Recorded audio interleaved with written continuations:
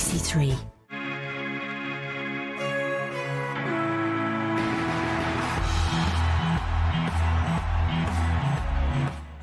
Now on BBC One and BBC One HD, Gabby Logan with Final Score.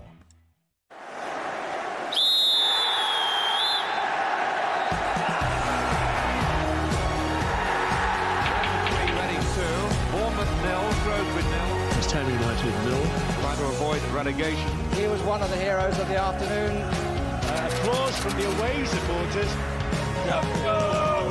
The latest score is Wimbledon. Go through the defender. John Terry's tears, we all remember. Two crucial weeks.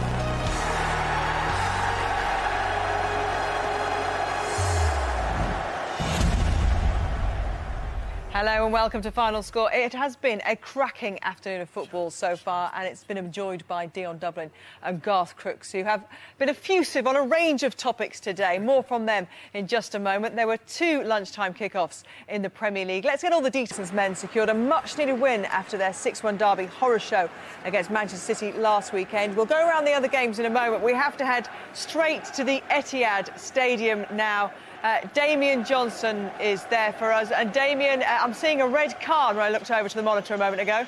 Yes, a red card to Vincent Kompany, the Manchester City captain, for a push in the back on the Wolves striker, Kevin Doyle. It's a penalty to Wolves. City lead 2-0, goals from Dzeko and a second goal as Hunter Bats prepares to take this spot kick. A second goal from Kolarov. Boos around the stadium. The City fans not happy with the decision to award a penalty or the referee's performance, Stuart Atwell. Here's Hunt, takes the penalty, sends Hart the wrong way, should I say, and Wolves are back in the game, 2-1.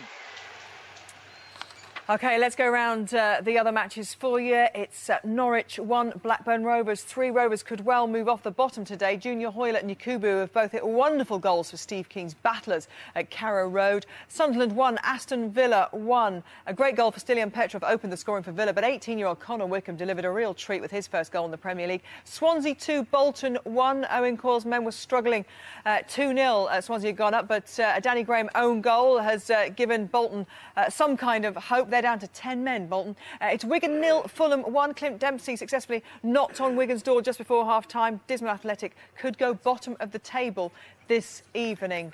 Let's just talk a little bit about events. First of all, at the Etihad, we saw them put 6 past Manchester United. We saw them thrash Wolves in midweek. What's going on this afternoon? Well, Kompany's just been sent off, and quite rightly, in my view. I think it's Doyle who's in on goal. Shot and Hart saves well. Comes back into the box, and Kompany, who's found himself behind the wrong side, brings the man down. He has to go. But what's very interesting, they're 2-1 up at home, Man City, and he's just brought off Aguero. So I wonder if Mancini's going back to reverting to type and wants to shut up shop. At home, they're in control here. There's no danger, and they must not panic.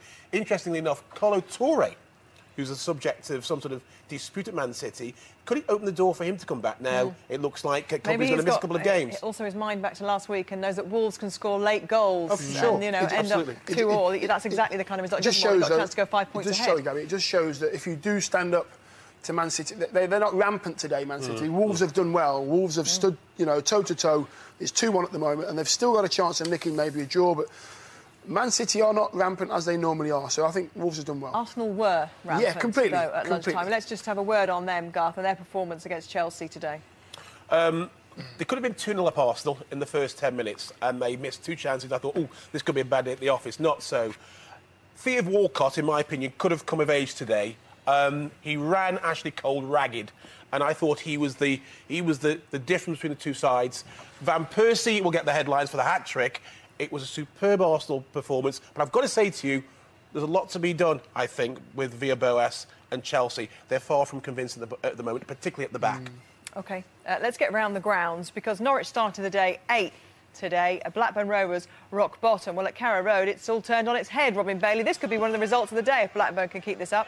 It certainly could, and all the speculation, before this game was if Norwich do have a big win here, it could be the end for Steve Keane, the Blackburn manager. Such is the pressure on him at the moment. But his team have really reacted well, particularly when the equaliser came in from Steve Morrison from after Junior Hoylett's goal right at the end of half-time. And the way they reacted really shows me that they are certainly not a kind of bottom-of-the-table rabble, a team that aren't playing for the manager. They've really put it in since that goal from Norwich, and back they came. Yakubu scored a terrific goal, although I do take Garth's point. It may have been a slight positioning error from John Ruddy, but that was a good goal, and so was Sambers at the far post from a sumptuous free kick from Morten Gamps Pedersen.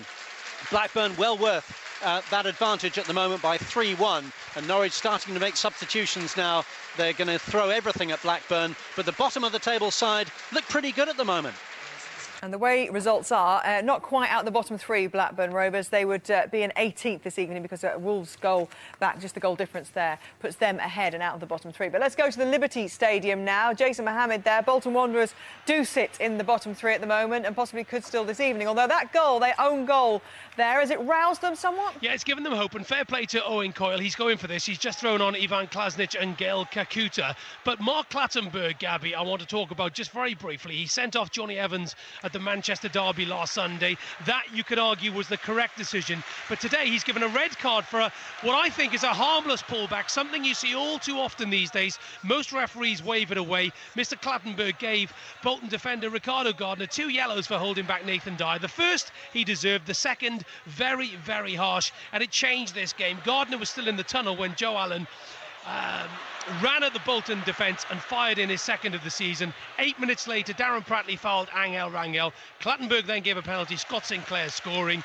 Swansea said he's still to concede at home in the Premier League, but Danny Graham, as you say, scored an own goal on 73 minutes to give Bolton some sort of hope. We've got about 10 minutes left here. It could be a grandstand finish, Gabby. 2-1. Thank you very much, Jason. I think the guys here agree with you on the sending off. We'll talk to them about that in a moment. But let's go to the Stadium of Light. It's been an interesting afternoon there, Steve Sutton, as well. All go. Plenty of action. Yes, it's still 1-1, Gabby. Both goals in the first half. 2 brilliant goals as well for very different reasons. Petrov with a 25-yarder into the top corner, and then Connor Wickham, the 18-year-old, his first goal in the Premiership on the end of a classy move from Sunderland. In this second half, Sunderland have had chances from a couple of occasions with headers, and Darren Bent quiet for most of the game. Very nearly made the headlines. The Sunderland fans desperately hope he doesn't. Brilliant work, 1-2 between him and Gabby Agbonlalo. Saw Bent with a clear strike on goal, a few yards out, but a great save from Kieran Westwood in the Sunderland goal. He'd come on for Simon Mignolet after he'd gone off with, we believe, a suspected broken nose. Sunderland 1, Villa 1. And let's go to the DW Stadium now. Richard Ascombe's been watching Wigan against Fulham. Fulham at the moment with the lead. Are they looking good for the win?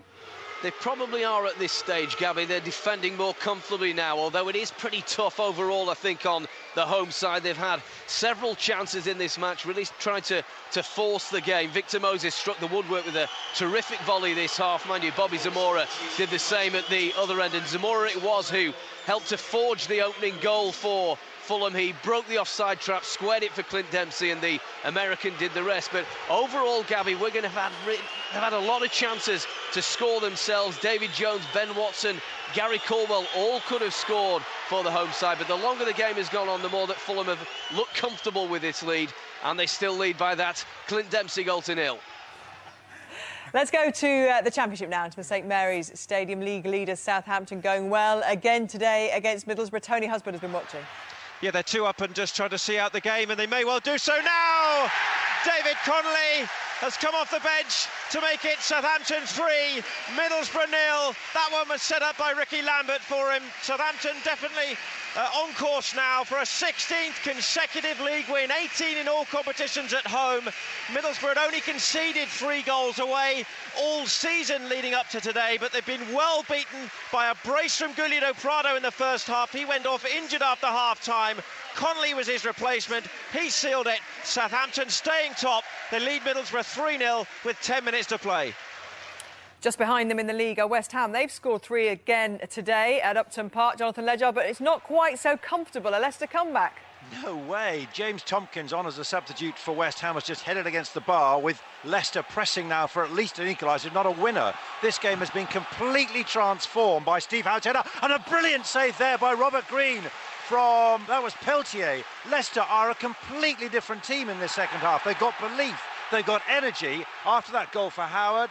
Then we saw West Ham hanging on almost for a few moments until Sam Baldock flicked in his second goal of the game. That was 3-1, but back came Leicester. Andy King on as a substitute, let fly from 18 yards. Green, no chance at all. And ever since then, it's been Leicester just coming forward in wave after wave of blue shirts. Mike Stow below us, the caretaker coach, has not stopped shouting, has not stood still. Sam Allardyce, by contrast, just cannot believe his eyes. This is fantastic stuff. 9 minutes to go, 3-2 West Ham. Thanks, Jonathan. Let's go to Pride Park. 3 goals from the home side there as well. Ivan Gaskell can tell you all about it. Yes, and all in the first half as well. Derby rather coasting now to 3 points. I'm tempting fate rather there, aren't I, for the 24,500 Derby supporters here, as Portsmouth actually swing across in, but their attacks have been rare. The 3 first half goals were well taken. Bryson, Maguire and Ward. It could have been double that at half time. It wasn't. Derby seeing it out. And just a footnote, an interesting one too. Mason Bennett, who grabbed all the headlines for all the right reasons last week, at 15 years of age became Derby's youngest ever league player. He's risen from the bench as I speak. He's not made an awful lot of impact because Portsmouth have just pulled one back. Now, I didn't actually spot the goal scorer. It doesn't really matter as far as Portsmouth are concerned because they're back in it. Briefly, a moment of hope, 12 minutes left.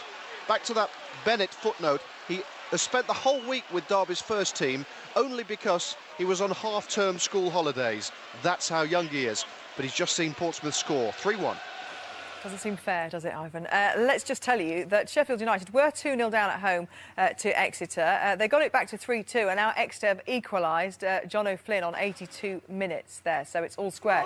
Bramall Lane, what's wrong? What's happened? Who's just missed? Oh, it's a goal. Let's go. You've told us who it is already. Villa have scored at the Stadium of Light. Steve Sutton, give us a name.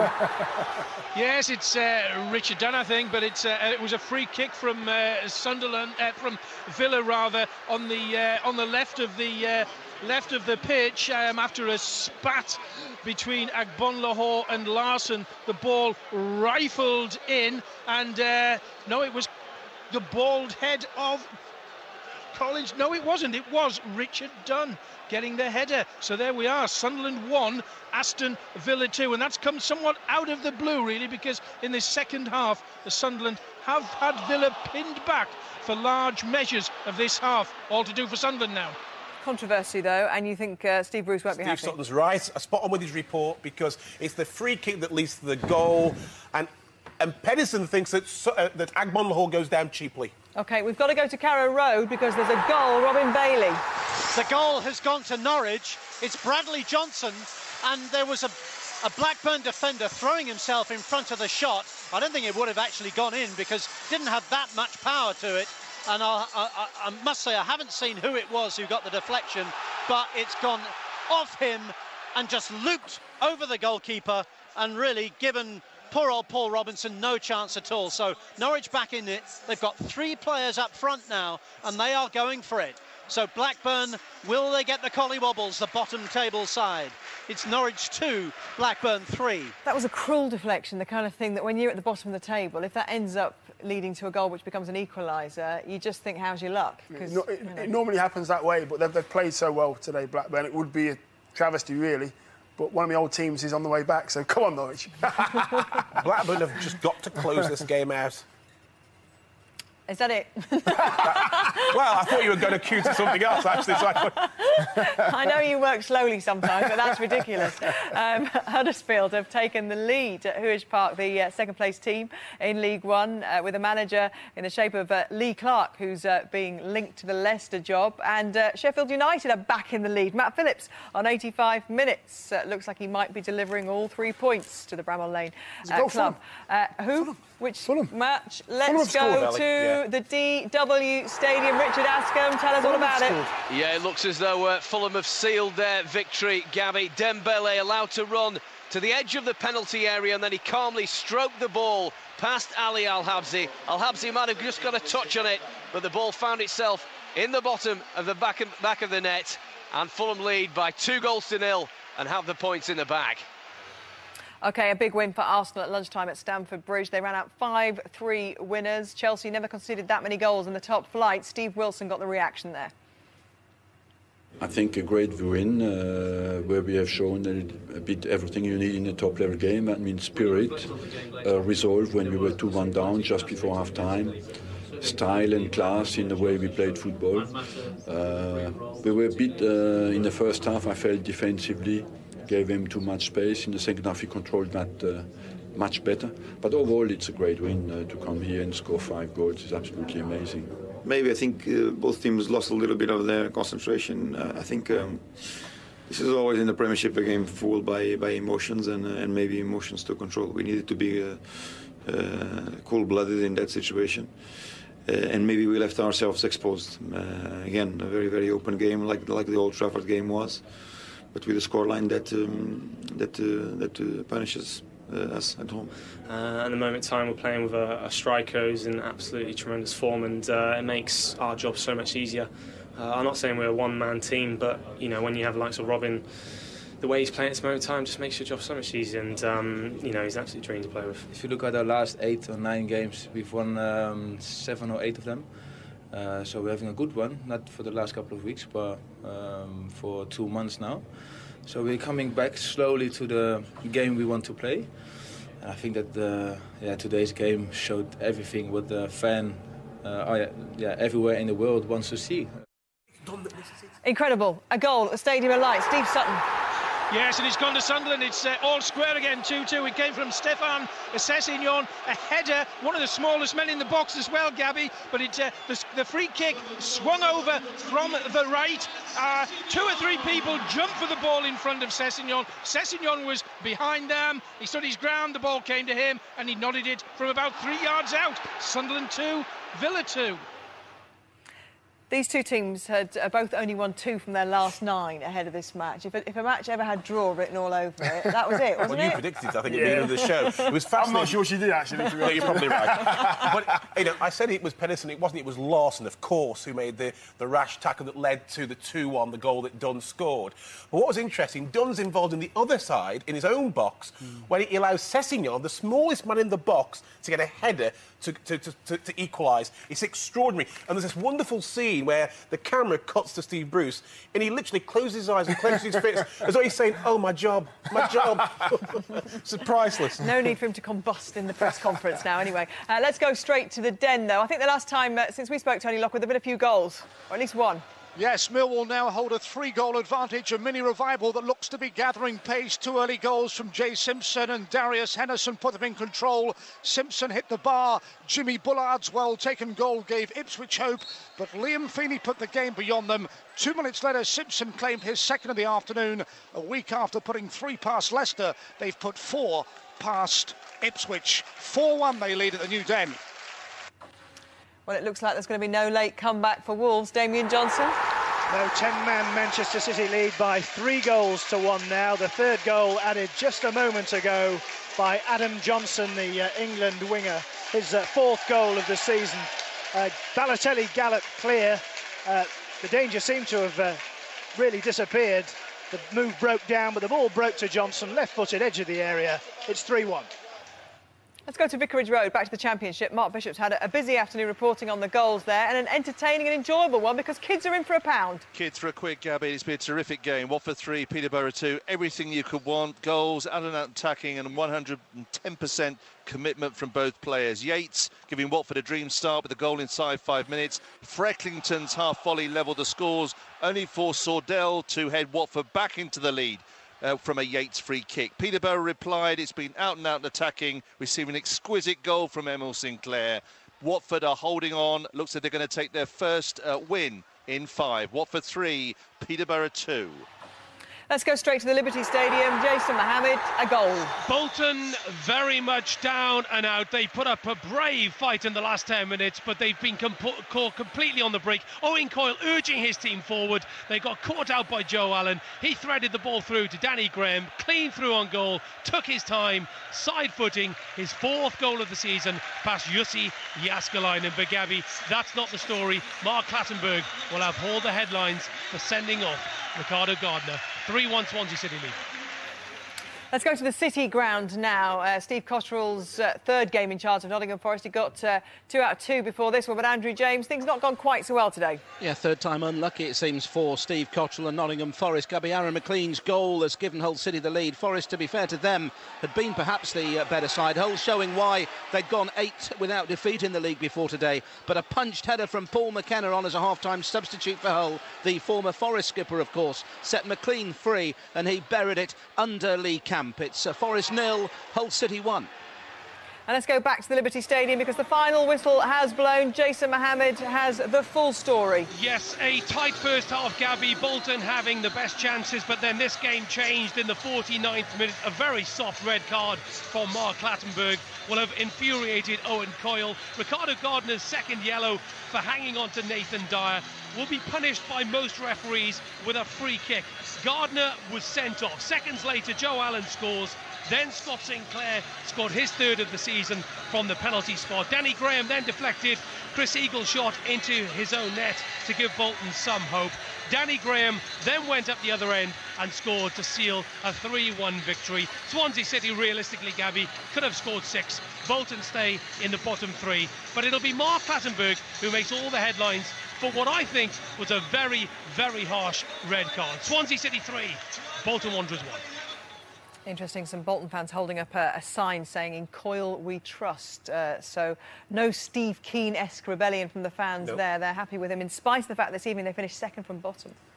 Yeah, and I think it's a fair comment from the Bolton fans. He's done a great job, and there's been a lot of changes at Bolton this season. He's lost Sturridge, of course, he's gone back to Chelsea. Kevin Davies is out for whatever reason, and Almenda's not there. So he's had to do a big reshape. Holden, of course, is also out. So yeah, I think there's time to still keep faith with Coyle for the moment. OK, let's check in on the SPL. Rangers were 2-1 winners at Pittodrie at lunchtime. Third place Celtic in action against Hibernian, and they beat them in the week in the Cup. Brian McLaughlin's been watching them this afternoon. Yes, Gabby, we are now 3.5 minutes into stoppage time here at Parkhead, and the score is Celtic 0, Hibernian 0. A very, very poor performance here from Celtic this afternoon. Neil Lennon's side looking like they're going to fall further behind Rangers, with the home crowd certainly letting the team know exactly how they feel this afternoon. They've only had a few half chances throughout the game. Stokes and Hooper, with the majority of those, indeed Hooper should have scored in the first half. His shot coming back off the outside of the post. Nothing up front for Hibs this afternoon, but they've not needed to. They came here for a point, and they certainly look like getting it here at Parkhead. Indeed, as we speak, Gabby, the final score goes here at the final whistle goes rather here at Parkhead. You hear the sound of the crowd. They're not happy with the scoreline this afternoon here at Parkhead, where it finished Celtic 0, Hibernian 0. Wonder how long Neil Lennon is for that job. But let's go, though, to the Stadium of Light. It's all over there. It's finished all square. Steve Sutton. Yes, it has. An extraordinary game, Gabby. 2-2, both sides with chances to clinch all 3 points. In the end, settling for 1 each. 2 outstanding goals in the first half. Villa took the lead. A 25-yard drive drilled into the top corner of the net from Stilian Petrov, and then a wonderfully worked move finished off by Connor Wickham to pull Sunderland clear. In the second half, much against the run of the play and very late on, Richard Dunn with a header from a free kick made it 2-1 for Aston Villa. And then even later, before the final whistle, the smallest man on the pitch, Stefan Sessignon, allowed to get his head onto a Sunderland free kick. That's how it finished. Sunderland 2, Aston Villa 2. It's all over at Man City. They've got the win 3-1 against Wolves, but we're going to go to Carrow Road for last-minute drama there, Robin Bailey. Oh, well, I do feel sorry for Stephen Nzonzi, who, without doubt, has been the outstanding player on the pitch for this match. But it's a penalty to Norwich. Grant Holt, the Anfield hero, is going to take it. This could be a priceless point for Norwich. They've been out of it, really. They have given everything in these final stages. Holt scores! Norwich 3, Blackburn 3. It's heartbreak for those Blackburn fans, and particularly for Steve Keane on the touchline. It's such a mature performance from Blackburn. You know, they really have put everything in, and they were playing so well, holding a 3-2 lead in the death. And there you go, you get a moment like that, which ruins everything, and it could be just 1 point instead of a priceless 3 for Blackburn. 3-3 here. And it's all over at the DW Stadium. Martin Yole's men have got the win. Richard Askham. The old football adage about taking your chances was summed up in this game, particularly in the first half. Wigan had more than enough to at least take a point. Jones, Watson and the excellent Victor Moses all could have scored before Fulham's breakthrough. Bobby Zamora setting up Cliff Dempsey to tap home just before the break. Wigan could have scored in the second half as well. Moses and Figueroa both striking a post, but then with Wigan stretched late on, they were caught on the break again. Moussa Dembélé allowed to run to the edge of the area before finding the corner. A tough break for a Wigan side who had little luck today. Wigan 0, Fulham 2. And a big win for Southampton at the St Mary's Stadium. Their 16th league win in a row. A new record for them. Tony Husband, they're just smashing all records this season. Yes, indeed. A remarkable winning run that continued here with a comfortable 3-0 victory over Middlesbrough. 2 headers from Gulido Prado, poorly defended by the visitors, had Southampton in charge by half-time. They withstood a Middlesbrough fight-back of sorts in the second period, but not too many chances for Tony Mowbray's men before substitute David Connolly sealed the points that keep Southampton top. Only Borough's second away defeat, but they were well beaten here. Let's go to Carrow Road. It's all over there. And Steve Keane, what must he be feeling like? The man who's won the lottery but lost his ticket, I think, Robin Bailey. Well, Gabby, I tell you what, Steve Keane has been very, very unlucky here. His team, no doubt about it, has really, really played for him. It was a very mature, lots of experienced players came to the fore at 3-2 down, and really, they didn't deserve to concede the equaliser. It's a very, very controversial handball. Stephen Nzonzi, outstanding player for Blackburn for me, outstanding throughout the match. Handball, I'm not sure, I'll have to see it again, but I don't know what you guys think. I think he's unlucky to give the penalty away. It was a really cool finish, of course, from the spot from Grant Holt, the club captain here at Norwich. And Norwich just never give up at Carrow Road. This is what they were doing throughout last season, is winning games and drawing games very late. But it's 3-3 here, and they're singing, you're going to get sacked in the morning. Very, very harsh. 3-3. And slightly ungracious as well, I think, to come back from, you know, being 3-1 up Blackburn Rovers and a controversial penalty. But I said at 3-1, Blackburn have to close the game. And you said to me, is that all? And I said, well, yes, that is it. Win ugly. Don't matter. Those 3 points would have been so precious. Now, at 3-1, there's no danger. At 3-2, Blackburn start to panic. There's a free kick on the left-hand side. There's a long, high ball into the box. And for me, it looks like Steve Morrison pushes Nzonzi, who then forces himself on the player in front. And I think it's a collision, but Nzonzi's not the responsible party.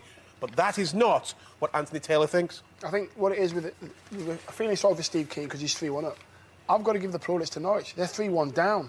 You know, Paul Lambert's teams do not give up. He makes sure they play to the 90th, 95th minute, and they've come back and they've got a point out of absolutely nowhere. Absolutely, no, absolutely. You're absolutely right to make that point. They deserved it because of the way they worked. You just wonder, don't you, you've made the point throughout the afternoon and many other afternoons, how the players still keep playing for Steve Keane, even though the fans have had their many protests. I feel desperately sorry for Steve Keane. I really do.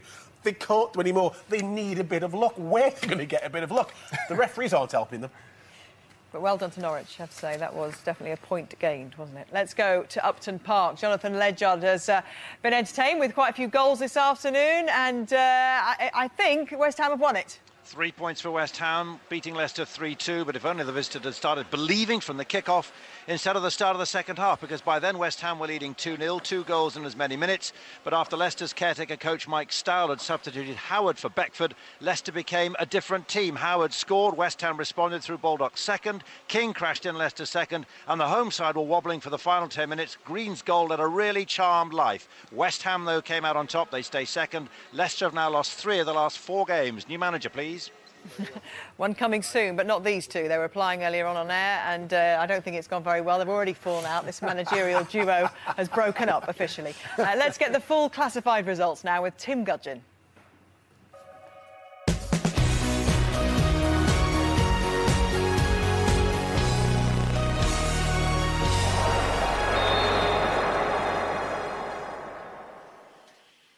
And starting with the Barclays Premier League, Chelsea 3, Arsenal 5, Everton 0, Manchester United 1, Manchester City 3, Wolves 1, Norwich City 3, Blackburn Rovers 3, Sunderland 2, Aston Villa 2, Swansea City 3, Bolton Wanderers 1, West Brom and Liverpool kick off at 5:30, Wigan Athletic 0, Fulham 2.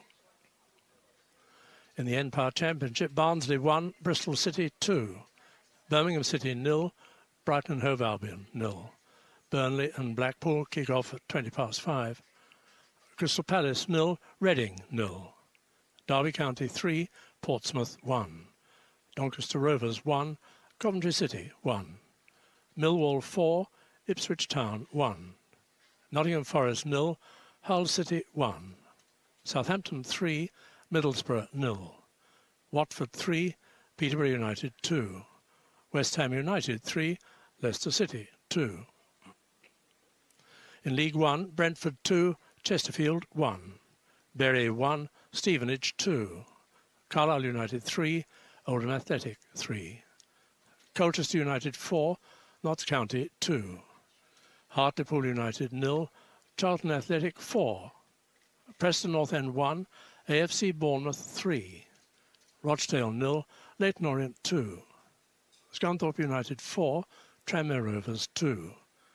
Sheffield United 4, Exeter City 4. Walsall 0, Milton Keynes Dons 2.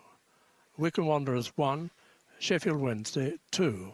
And Yeovil Town 0, Huddersfield Town 1. In League 2, Aldershot Town 3, Crewe Alexandra 1. Barnet 3, Burton Albion 6.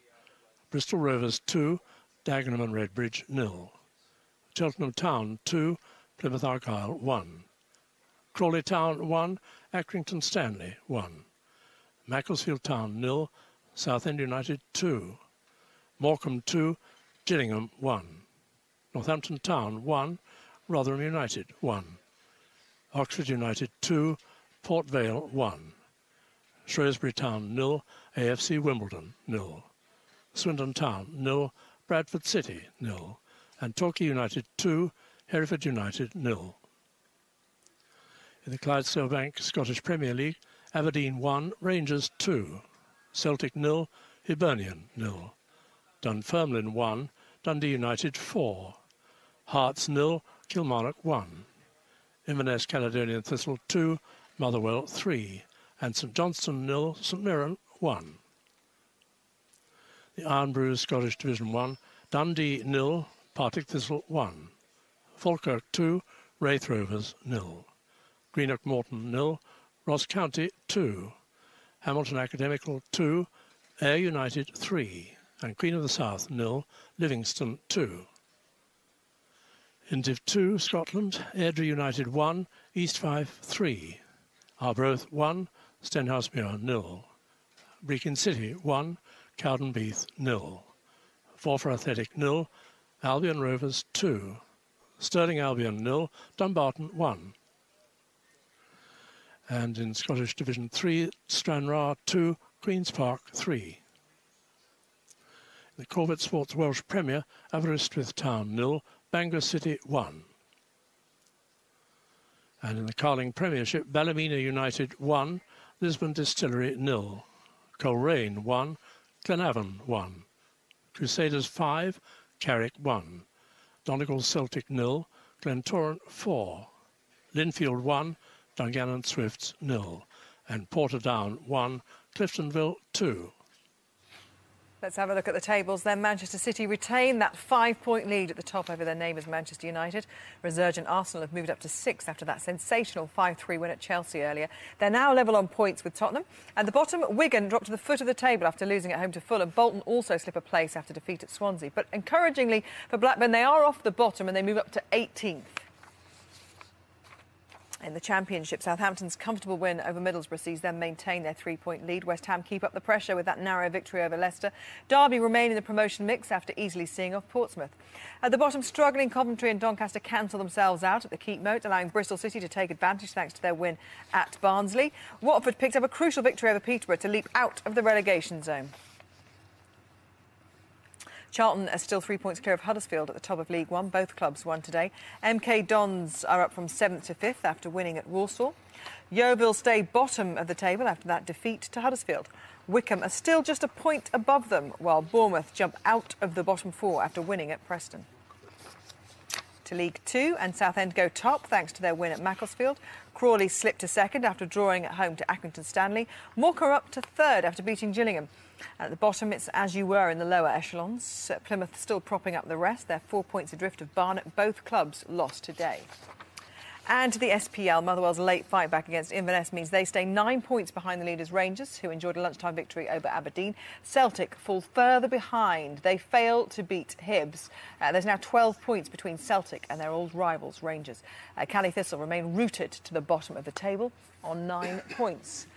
Let's get the headlines from the Premier League today. Everton 0, Manchester United 1. They buried the ghost of their Derby Day demolition with a spirited win over Everton at Goodison Park. Javier Hernandez was again the hero, doing what he does best with a poacher's finish. Swansea 3, Bolton 1. The Liberty Stadium once again proves a fortress for Swansea as they dispatch 10-man Bolton with the utmost of ease, cranking up the pressure on Trotter's boss, Owen Coyle. And it finished Norwich 3, Blackburn Rovers 3. Rovers get a halt from the blue as his late penalty secures a remarkable comeback for Norwich. Rovers led 3-1 but threw away 3 points deep into injury time. All square at the Stadium of Light, Sunderland 2, Aston Villa 2. Villa must have thought they were back to winning ways when Richard Dunn put them ahead, but for the second week running, Sessegnon was a lucky charm for the Black Cats as he rescues a point. Wigan 0, Fulham 2. Cool Clint and Marvellous Musa help them lift pressure on Martin Yol as Fulham pick up a real collector's item, a win away from Craven Cottage. Dempsey and Dembele's goal means the Latics slip to the bottom of the table. And you can see all of that and more from Lineker, Hansen and Shearer on Match of the Day tonight on 10:20. And then Manish has the Football League covered for you at 11:45 right after that on BBC One. Tomorrow, Match of the Day 2 is on at 10 o'clock on BBC 2. It's QPR Spurs, the big match of the day. David Ginola joining Lee Loro and Colin in the studio. So what's the most interesting result of the day for you then today, Dion? Sorry, Garth. No. I'll just go to Dion first, if that's all right. I honestly think that it's a terrible result for Blackburn. I really do. Having had all those points that they needed in the palm of their hand and to dwindle away like they did. Again, I've said about Norwich being superb, but that, for me, is a huge result. What about that result for Arsenal? What it tells us about their challenge? I watched it. At times, didn't believe it. Walcott and Van Persie. My favourite player, Ashley Cole, ripped to shreds. OK, you two, thank you very much. Stay with me. We're heading to the red button in a moment. But you can have your say as well on 6:06 on Radio 5 Live with Mark Chapman and Jason Roberts on air at 6:06. We are going to the red button for more reaction from the managers around the Premier League. If you can stay with us, do. If not, happy Halloween. See you next week.